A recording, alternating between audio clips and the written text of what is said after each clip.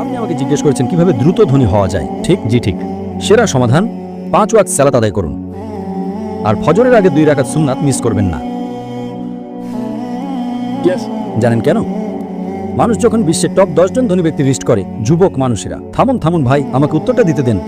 আপনি কি জানেন শীর্ষ 10 জন ধনী ব্যক্তির তালিকায় 4 নম্বরে বিল গেটস, 2 নম্বরে জেফ বেজোস, তো 3 নম্বরে জেফ বেজোস, 2 নম্বরে এলন মাস্ক, 1 নম্বরে কে?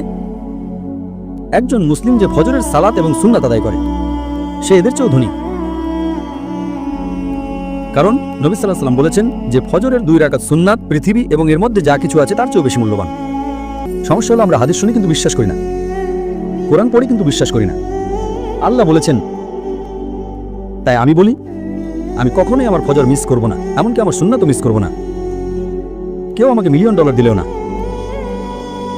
হ্যাঁ, সুন্নাত পড়া ফরজ নয়।